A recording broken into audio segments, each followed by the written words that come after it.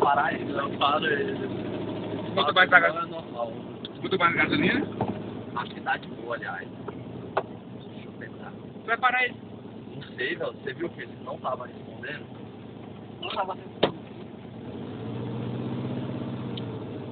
Tá de boa ou não tá, cara? Tá gravando o banco. Não foi mal. Eu vou só colocar aquele. Bota automático e vai pra cá. Tá de chinelo, né, seu filho da puta? Tá de chinelo, velho. Não consigo de chinelo.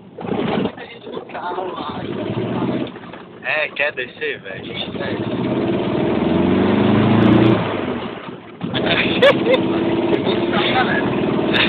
Viver com emoção, né, não? Sai do Fuscão. Que é a vida sem emoções. Todos os passageiros aqui, é nóis. E galera! Vamos pra Pire. Vamos pra Pire de Fusca. Olha o Kainan brigando com a marcha, moleque. Vamos pra Pire de Fusca, Kainan. Ei. É só a primeira que é ruim de tocar.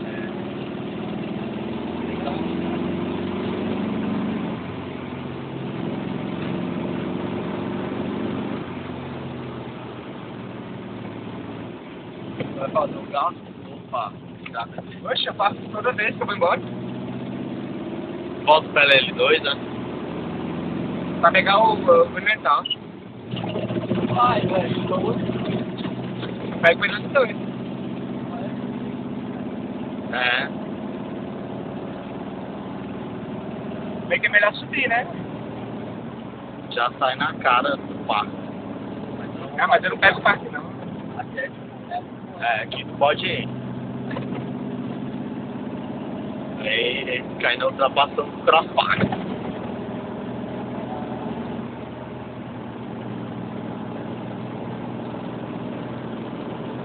Onde é que ele vai? Ah, ele vai fazer o balão pra entrar por lá. É, velho. Ah, tá, eu nunca faço isso. Ele já até tem. É, velho. Tá.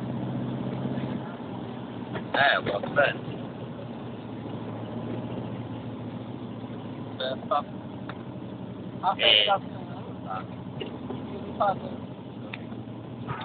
Eita, cheirinho de gasolina, menino. Vou deixar o bichante. Mas Lá no também metrô. Aquele ali da galeria. Ah.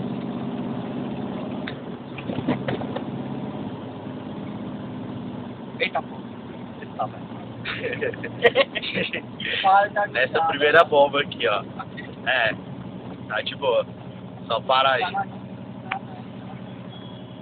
Vamos aí.